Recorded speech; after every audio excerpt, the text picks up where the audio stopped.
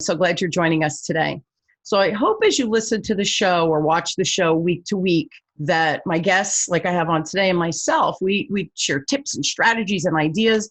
And I really hope that you take them, use them immediately, hopefully, in your life. So no matter what change you're going through, hopefully we provide some ideas and inspiration for you to create the change you're looking for. Okay, and only you have the power to do that. So as always, thank you for joining us this week. So my motivational quote today is by Nolan Bushnell, and he says, "The critical ingredient is getting off your butt and doing something. It's as simple as that. A lot of people have ideas, but blah, blah. Let me start that again. It's as simple as that. A lot of people have ideas, but there are a few who decide to do something about them now. Not tomorrow, not next week, but today. The true entrepreneur is a doer, not a dreamer." So do you have a dream of possibly becoming a business owner and bringing your idea and your magnificence to life? What is your vision and how might it actually help the world? And if you have a dream deep within you, do you know where to begin to bring your offer to the marketplace? And do you know how to market yourself and your product or service, whatever it might be? Well, if you've answered yes and probably no to those questions I just asked, then you're in store for a real treat today. So of course I have an expert who's going to discuss this topic with us today. My expert is Kimberly Habsheed, and I hope I said that right. Kimberly is a joint venture super connector and gets entrepreneurs the stage and the connections they need to stop being overlooked and explosively grow their revenue and reach. Now, Kimberly is an award-winning international inspirational public speaker. You'll see that she is absolutely that as we do our interview today. She's a best-selling author, audiobook producer, six-time entrepreneur, and she is the creator of, I love the name of it, Entrepreneurs Rocket Fuel, an active community of entrepreneurs looking to contribute, connect, and grow with other entrepreneurs. Now, Kimberly's been a guest speaker in cities worldwide, inspiring people to get to where they want to go, and her specialty is turning dreams into reality. So are you ready to turn your dreams into reality? Welcome my guest to the show, Kimberly. So Kimberly, thank you so much for being on and taking the time out of your very busy day. Connie, thanks for that wonderful introduction. I am so excited and energized by the quote that you gave the group because it resonates with me so deeply and strongly that there's wonderful passion behind dreams, but turning dreams into reality is all about taking inspired action when it needs to happen, not just acting to act, but actually taking inspired action to move forward on your dream and make it a reality. So I absolutely love that you picked that quote for me. Thank you. Yes, see, I knew you would like it. That's why it screamed at me. This is a Kimberly quote. But but it's funny what you just said, that, having the inspiration or the drive or the desire to take that dream and actually act on it. And I think a lot of people don't know how to do the act on it, right? They have a thought, but I don't know how to do it. And that's really, where your wheelhouse and where your expertise lies. So why don't we start? Can you share your story? And were you always a speaker? Oh, great question. So I love speaking. I love being on stage. I have been on over 4,000 stages, and getting the word out and being seen and heard is a really, really big thing for me, but also a passion that I have for other entrepreneurs. I believe if you are not being seen, you're being overlooked. If you're not being heard, your message isn't getting out there. And if you're not clear on your message, it will not have the impact you want it to have before we are done on this earth, right? So that's where my passion is. But no, I was not always a speaker. In fact, I've been on lots of stages, but I spent my time in corporate. I spent 17 years in corporate. I tease and say 15 of them were good. The last two sucked. And I was definitely in golden handcuffs, making a ton of money and very unhappy. And then I realized that I really needed to jump out of that and focus on what was fun and what I was meant to do and what I really wanted to do here while I had the time to do it, right? As opposed to just doing what I'm good at and continuing to do that. just because we're good at something doesn't mean that's what we're called to do and what we're supposed to do on this earth. So yeah, I jumped out of that and then started pursuing things that were, for me, a lot more fun. And that was getting entrepreneurs seen and heard in a bigger way. And so now I focus on getting stages, creating stages, connecting entrepreneurs with stages. And by that, I really mean virtual stages right now. That was a big part of what I did before, but now it's even bigger and more important now that we're in lockdown. And there are opportunities for people to get on stages like there have never been before. And I'm talking podcasts, which have been around for a long time, Yeah. radio shows, but web summits, interviews, YouTube channels, all kinds of different stages and opportunities, even to the point where we're doing meetups virtually on Zoom. And those are great ways to get seen and heard. So all kinds of different ways to get seen and heard in a bigger way. And see, that was a huge list, right? So if someone is a new entrepreneur, maybe because of COVID, they decided they lost their job and they thought, you know what, let me try my hand in being a business owner. So they kind of pivoted to that. And maybe they're great at whatever their product or service is, message is, right? But what do I do with it? So you just went through this amazing, huge list. And that's the idea that we're trying to share today, you and I, so that people have some actual real content or information to kind of bite into and then think about, hey, how do I get on podcasts? How do I get on these virtual stages? How do I get my voice and my message out there? And that's really, it's so important because you're right. If we're not seen and heard, we're overlooked. And it doesn't matter how great our product or service is, doesn't matter because no one's hearing about it. Now you're really, really good. And this is how you and I met with the joint venturing, right? To try to find like-minded people. We help leverage each other. I was on your podcast, and right now you're on my podcast. But because we have important things to say, your audience, my audience, kind of similar in a lot of ways, right? So how do we leverage that? So talk about the joint venture and you being that super connector, because you're really, really good at it. Thank you.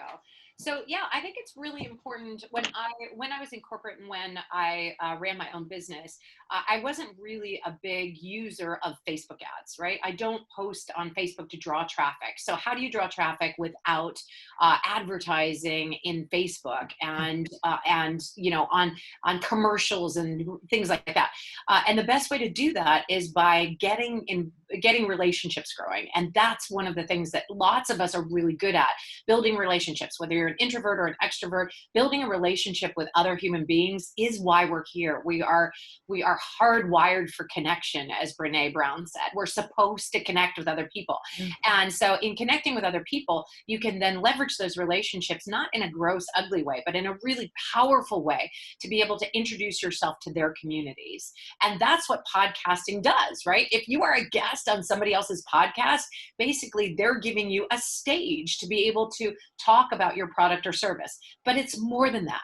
It's more beautiful and genuine than that, because they're introducing you to their community and recommending and endorsing you. Right. Now, it doesn't have to be an endorsement like, I've worked with Kimberly, she's the best in sliced bread, she's absolutely phenomenal. Just, hey, I've heard of Kimberly, I know what she does, and I think my community would benefit from her. So I'd like to put her in front of this community and have her share what she does so that it can benefit everybody.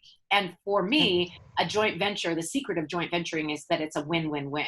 It's a win for your community, it's a win for the host, and it's a win for the joint venture person who's getting on that stage. So yeah. Yeah, and the reality is you can't do it alone. None of us can do it alone. Right. And if you think you can, that's dangerous, because you're going to fail, because there's just too many moving parts, and you need to have experts who are good at those specific things to bring your product, service, whatever it is, to market, and for it to be seen again, so that you can make money. Because you know what, and Kimberly, I think you're similar with me. We want to earn money. I want to make a lot of money, because then I could do a lot of good things in the world with that money, right? It's not about me buying a bigger house. I don't need a bigger house. I don't need better car. That's not who I am. But if I could take that money and do great things in the world, that's really the legacy that I want to leave behind. At the end of the day, we need to make money to pay the bills so that we can continue to bring our product and services to market, or do whatever job that you're doing. So I think we have to know when and where to choose those experts, and really podcasts and listening to different podcasts, you find people because they'll come into your line of vision. You're ready to hear the message, right? That's really what happens. So, the Virtual Stage podcast is an example of that. With COVID going on, do you think that things are going to change, that these virtual stages are going to shift drastically, or do you think they're going to be amplified? Like, talk to us about the opportunities. Maybe that's the better way to position it. Great question. I get this question all the time. People are like, oh, well, when COVID lifts, I'll get back to doing my regular job or whatever. And they're just sort of like in this stalemate where they're like, I'm just waiting for that to go away so that I can then go back to doing what I always did. And I am here to tell you that virtual stages are not going away. The entire world has opened up to the idea of people now can connect virtually in a bigger, more powerful way than they ever imagined before. When I was in corporate, I actually was in staffing.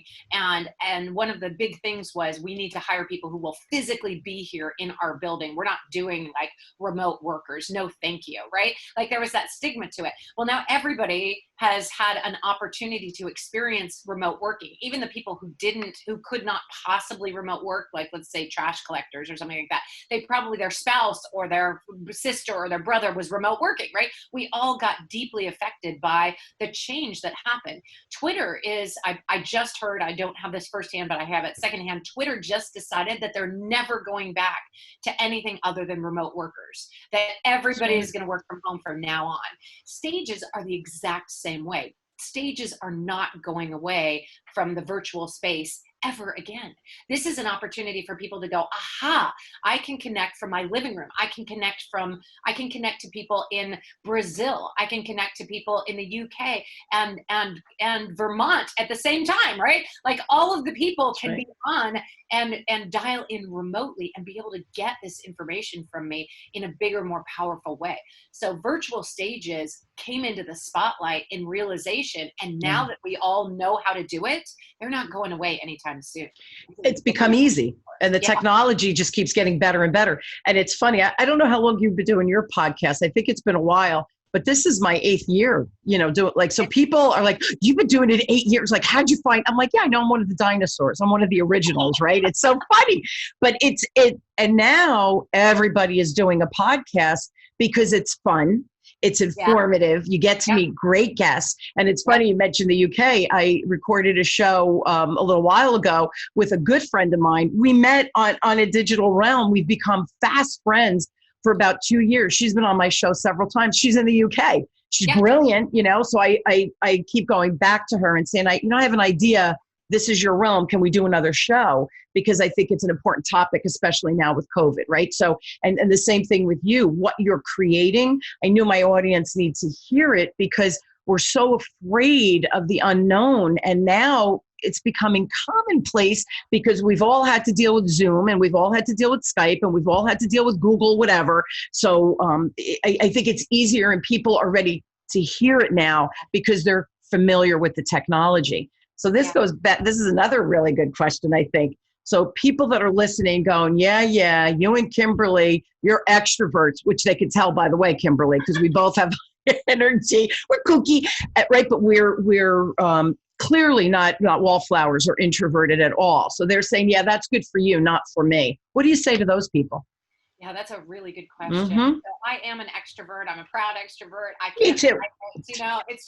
It's how I show up in the world. But when I worked in corporate, I actually worked primarily with introverts. I placed people that were technical folks and engineers primarily. And the joke is, how do you tell an introverted engineer from an extroverted engineer? And the answer is, an extroverted engineer will look at your shoes when they're talking to you instead of their own shoes. That's awesome. And it's sweet and awesome. And I worked with engineers a lot, right? But the thing is that when you're talking about entrepreneurs and people who do sales, they don't have to be extroverts.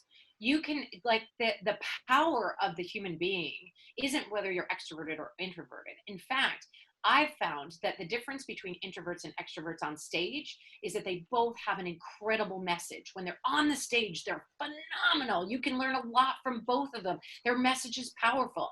The only difference is when they come off stage, the introvert wants to go to a nice, quiet room and recharge, and the extrovert wants to go to a cast party and talk about how great they were.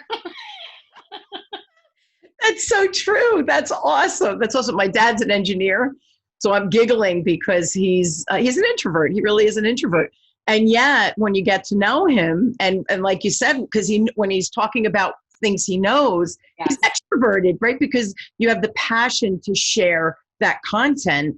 That's really at the core. You want to share the content, and usually not for your own personal gain, because you're excited to help other people figure out whatever you're talking about, and they have an interest in it. They want to talk about it. That was a great analogy. Looking at the feet, I have to remember. I'm going to share that one with my dad. That's pretty funny. Yeah, it's awesome. I'll tell you that I have my mentor is actually exactly the opposite of me in many ways. He is an introvert, but he's on stages all the time. He shares that his introversion actually gets an opportunity when he's on stage because he doesn't have to impress one person or a bunch of people at a time. That stage is almost a protection for him to not have to. Yeah. So he looks at it as a really good opportunity as an introvert to be able to shine. So you might consider that the next time you're looking at a stage. Yeah. And here's the thing. It really doesn't matter. If you have a passion, you have a message, and it's needed, Yep. people will listen and people will follow you. And you don't have, even if you don't have, like a star personality, like you said, with your mentors and introverts on the stage all the time. So I think here's the thing though, Kimberly, we put those limiting beliefs on ourselves. I'm an introvert. I can't do that. Sure, you can. If you're passionate and you know the quality of your message, sure you can, right? It's that belief in self, not the limiting belief of, oh, I can't do that. That's really at the core of where that comes from. And if you don't believe it, I mean, your mission out there in the world, Connie, is sales, right? Mm-hmm. If you believe that the sales is really a function of how well you have impacted the world, right? The sales is just a measure of how many times you've gone out there and created the change in the world that you want to create. Sure. If you believe that, then getting on stages is just a factor of being able to amplify that, right? Getting out on a stage, getting the word out about it, and having a larger impact is what you're here for, whether you're an introvert or an extrovert, right? So if you don't get on stage and you rely on, well, I have everything word of mouth and people will tell, they'll come to me, that's fine, but your impact is not going to resonate in the bigger way that it could if you got on a virtual stage and hit Brazil, right? That's right. It's just not going to in the biggest way. And it's the should versus the could. Yeah. Oh, it could happen. No, it should happen. Yeah. Talk about, right, how to do the should. This is what you need to do. And that's what the show is about today. So that's really my next question. How do we, the people listening, become a guest on and whatever the virtual stage is that will benefit them or impact their audience in the best way? Yeah. Well, that's a great question. A lot of times people will come to me and they'll say, I'm ready to get on stage and I have a message to deliver, but how do I find stages? Yep. And I find this so interesting because for when you start looking, they'll appear pretty much everywhere. It's true. And the best way to find a stage is to start letting people know that you're looking for stages, right? So if you say at the end of any conversation, whether it's a one-on-one or whether it's a networking group or whether you're on a stage, if you say, hey, by the way, I'm looking to exponentially grow my business in 2020 or 2021, and I'm looking for stages to get on. Do you know of anybody that has a virtual or a live stage that I can get this message out on? You would be surprised at how many people open up and say, I do have a friend with a podcast, or I do have somebody that you need to meet. That is a really great way to find stages. In fact, we did a test on this at a big live event, the last live event I was at before COVID. There were 300 people there, and our mission as a group of 10 was to go in and find as many stages as we possibly could. Oh. At the end, the 10 of us had over 50 stages that we had found in that room of 300. And it was really Awesome. a big experiment, right? Just by talking to people and saying, hey, I'm looking for stages. Do you know of any that I can get on? And even if it's not for you, it was for somebody else in our group. And that's a great way to do it, to grow businesses and friends as well. And that's so funny because 300 people, you were about 20% hit, which is extraordinary in any statistic. When you could have a group and get a 20% result from that, is just shy of the 20%. That's outstanding. So that, but see, it's like, let's see what we could do. It's playing with ideas and exploring without any prejudgment of, oh, I better get 10. No, let's go see. Let's see what's out there. Let's play with this and see how many new friends we can make. And oh, by the way, maybe we can share our platforms, our podcast. It's funny. I have a colleague now become a friend in Maine. He wrote a book called The Power of Seven. Net, he lost his voice, literally lost his voice. And his name is Kevin Hancock. Shout out to him. I just love him. And because he lost his voice, he's the CEO of the oldest company in Maine. It's a lumber company. It's been around since the early 1800s. Anyway, he loses his voice. So CEO, everybody come, what do we do? What do we do? What do we do? And now he couldn't talk. It was painful. So he started saying, what do you think we should do? And what he found is in his organization, they were better experts than him. They had better innovation and ideas than him. So he dispersed the leadership power. And this is the coolest thing and what I love about him, and I'll get to the point of why I'm mentioning him.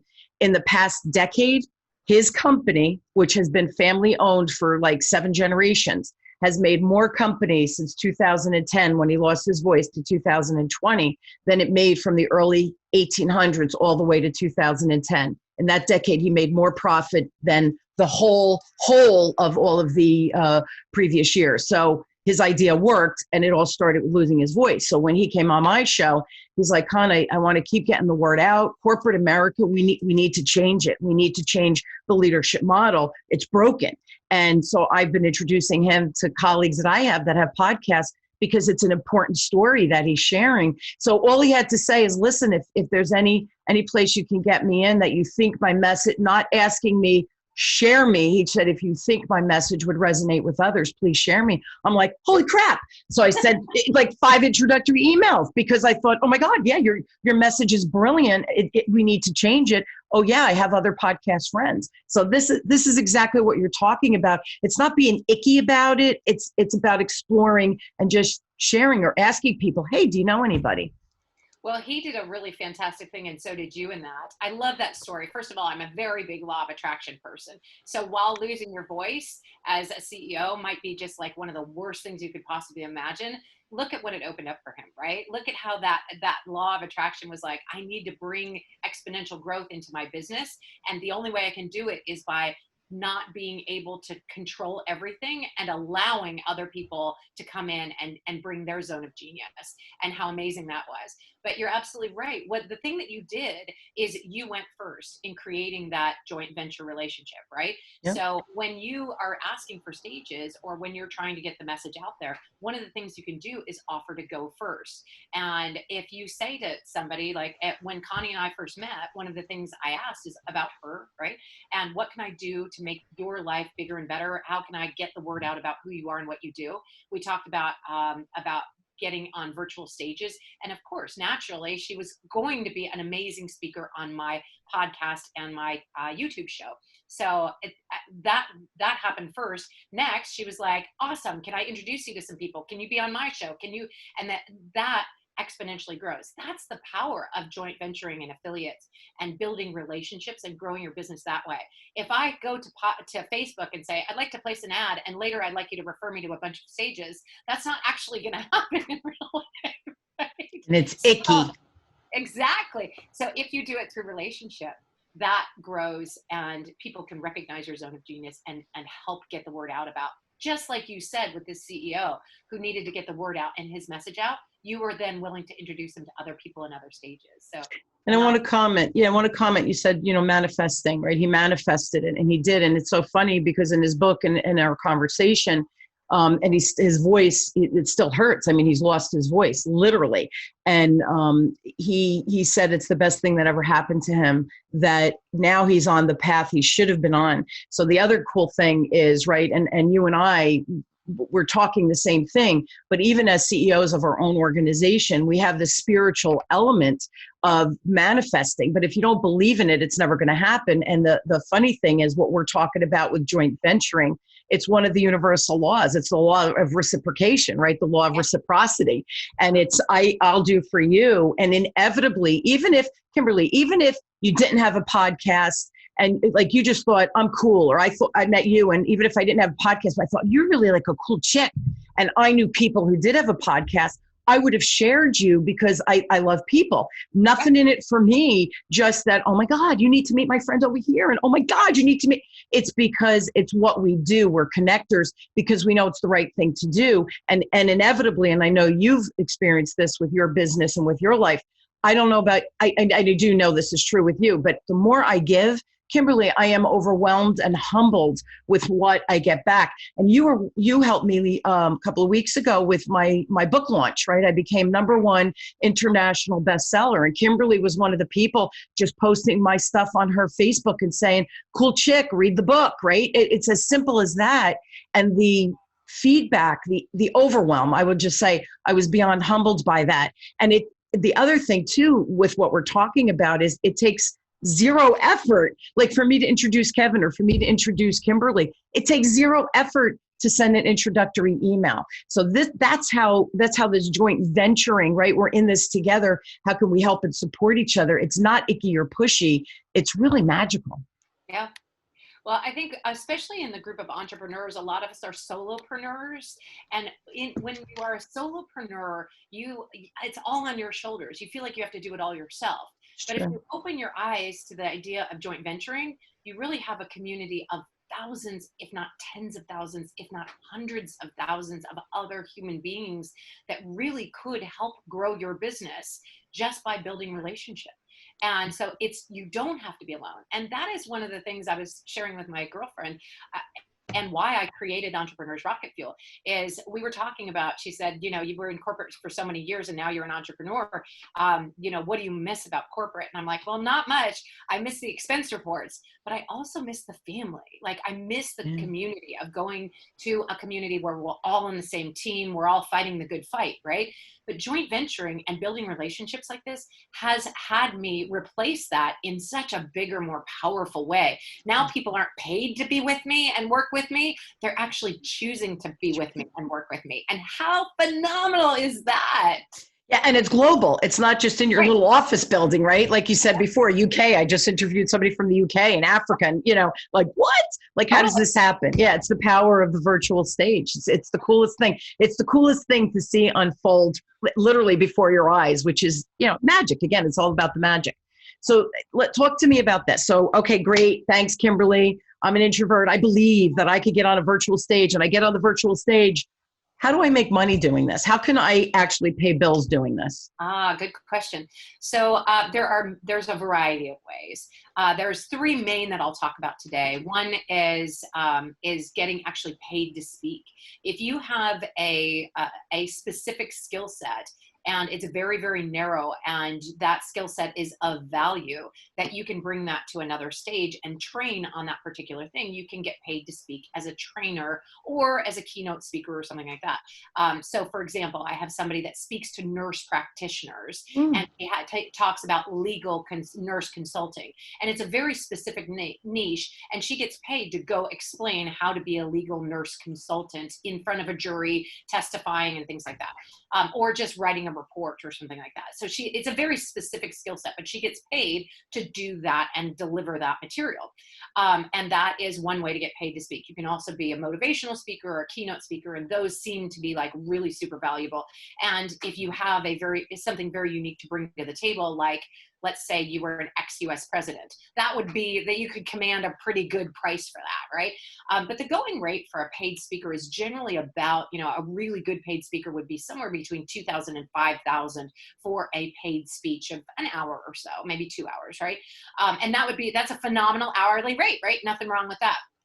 There's a second one, which is called sponsored speaking, where you go and you give a presentation because you have a following, an audience, people who have come to you to hear about something. And then you get sponsors to pay you to do those talks. Those are different. So it's your audience, it's not their audience, and you're bringing it to them. And then you put up their logo or say, this talk is sponsored by so-and-so. I have another friend who does that, and he does sponsored talks and speaks to bankers. And he has a banking product that he puts on the bottom of his little slide. And every time he gives a presentation for an hour or more, they write him a check, because on the bottom corner of his slide is their logo.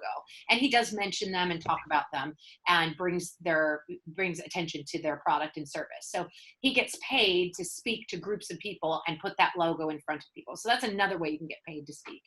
But the third way is probably the most lucrative way of all that most entrepreneurs hear about and they really want to do, and that's speak to sell. So I get on a podcast and I am promoting my product or service. I get on a webinar and I'm promoting my product or service, or a TV show, or a radio show, or a web summit, and I'm promoting my product or service.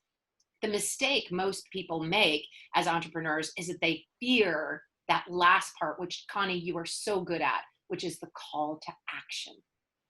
This is where people fall apart, because they're like, I have all this content to give, I have all this amazing stuff to present. And then when it comes to asking them to buy, I sort of say, well, if you want to buy, here's my website, and I'm jumping off, right? You don't go through and explain what they're going to get. And that's the mistake that most entrepreneurs make, is not having that call to action. Now, if you want to figure out how to do a really fantastic call to action where you are getting conversion and you are getting that feeling of helping people rather than that smarmy, gross sales feeling, you need to hook up with Connie Whitman and hear about ESQ. She is absolutely phenomenal at this. She is one of the best I've ever met at being able to teach you how to make something happen at the end of a presentation, and do it in a way that serves, do it in a way that gives, do it in a way that naturally invites energy to come to you.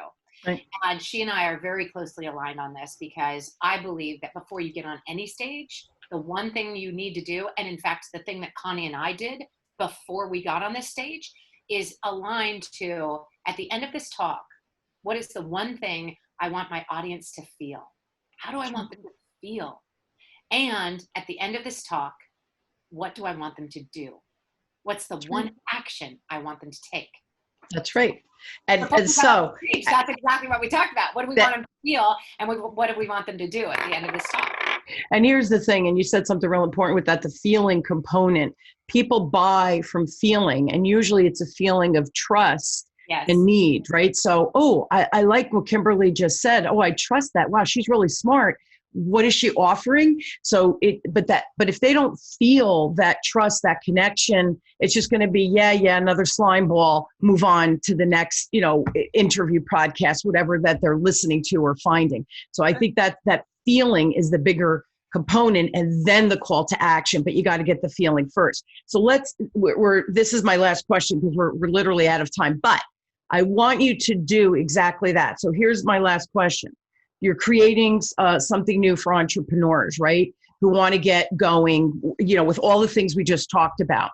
So what are you offering so that people can clearly understand what they will get, right? And then what that offer is at the end. What is the call to action? So we've talked about it. Now actually do that, so people go, oh, that's what they mean. Yeah. Great question, and thanks for that lead in. So my passion is getting people seen and heard in a bigger way. And the way to do that for me is by getting on stages and getting attention virtually to who you are and what you do. And people are at various different stages on that. So what we've created is an opportunity for people to be able to move along the progression of speaking. And there may be somebody there, we actually put it in 5 different buckets. So you might be in the attitude of mic me up, like I'm ready, let's get some bookings, I've already got my message up. You might be in rehearsal stage, which is kind of more like, I want to practice and improve in front of others. I want a supportive environment. I want a community around that, and I need some rehearsal. You might be in the green room, which is I really just need some training to become an effective inspirational speaker and figure out my message. Or you might just want information, like just tell me a little bit more about speaking and getting on stages and seen and heard. And the fifth bucket is actually becoming a stage host. Like, I want to create, or I already have virtual or live stages. Well, we have a community that is built around that called Ignite the Stage. And so we have offerings for all, whatever bucket you're in, whether you're just in, I want information, or I'm ready to get on stage, or I have a stage and I'm looking for guests. We have a community built around that to support you in getting the word out about who you are and what you do. So the way to find that is to go to www.entrepreneursrocketfuel.com/speak on stage. And you'll get a speaker application that asks you which bucket, or if you're in all the buckets, that's totally fine. Maybe you're in all the buckets. If you want to know more about speaking, if you have been inspired by what we've said today, and you believe that getting on stages could be a fabulous new way to get the word out about who you are and what you do, we would love for you to come join the community. So that's entrepreneursrocketfuel.com/speak on stage. And we would love for you to be part of the community. Yeah, and you just did a virtual summit, right? And aren't you doing one in October, I think? I am, yes. In fact, I do them quarterly. And I have summits. Summits are what I do right now for getting the word out. I also do podcasts. I also have a YouTube channel where we do an interview series. And then I have several other summits for friends of mine that have said, hey, Kimberly, you're great at finding speakers. Can you book some speakers for me on my stages? Yeah. So we have opportunities galore, and we would love for you guys to be part of the community. Yeah, and I hope people who think, oh, this sounds fun. By the way, it is so much fun to get up and speak and share, especially if you're passionate about your content and people that are in the audience want to hear your content. The energy is off the charts of just what an exceptional experience, right? So, and you really are the queen of, and that's why I love the name of your business too, Entrepreneur Rocket Fuel. It's rocket fuel for anybody who's trying to launch or really even scale their business. This is a great opportunity. So thank you for that. Now I will put that entrepreneurrocketfuel.com/speak on stage. I'll put it on the Enlightenment of Change Guys Web Talk Radio platform for you so you can easily find it. Also, check Kimberly out. If you go to her website, it's entrepreneurs, yep. Right? I know the S, right? I forgot the S before. Entrepreneursrocketfuel.com. Ton of information there. If you have a question for Kimberly, please reach out to her at Kimberly@entrepreneursrocketfuel.com. I promise I'll post all 3 links so that you can find Kimberly and connect with her, etc. Call to action from me. Now that they all know what that is, right, Kimberly? I have to share it. Absolutely. Yes. So you guys know that I have that free communication style assessment on my website. Go to whitmanassociates.com/CSA, communication style assessment, CSA. Get your little report, find out what your superpowers are, find out where your blind spots are, and now you're starting to navigate change with a position of power. So check that out as well. Kimberly, as always, thank you so much just for your time, but for your energy. It's always fun to spend time with you. I feel like I'm energized afterwards. And really for the clarity of everything you went through, but then those 5 buckets at the end. See, to me, if I'm listening, I'm in the audience, and all of a sudden I'm like, well, I don't know, I think I want to do it, but I'm not really sure. Those 5 buckets, look for the information. As soon as you start the path of seeking the information, trust me, everybody, and Kimberly and I kind of alluded to this, you will manifest what you're looking to create, and those opportunities will find you. So start with the information. If that's where you are, start with, hey, Kimberly, get me on the stages, baby. I'm ready. She's got your back, right? So no matter where you are from A to Z, Kimberly can help you out. Thank you again so much for being on and for sharing your expertise and your story. It's always great spending time with you. I agree. Thanks, Connie. I feel the same. Yeah, thanks so much. And you guys, I hope you will I hope you will join us weekly as we question, build, and discover together, like my guest Kimberly today. No matter what you're thinking about or what you desire to do, there's information and resources, and hopefully that this show is a resource for you to help you navigate whatever that change is you're looking to do. So for those listening, maybe you want to get on stage, go for it, man. You got this. We all have it. And now you have another resource to help you manifest whatever that change is for you. Kimberly, great guest. Thank you again. Thank you all for joining me. You know I'm always honored to have you listen and join the show. And I do wish all of you an inspired week, and get on your stage, whatever that means to you. Thanks, everybody.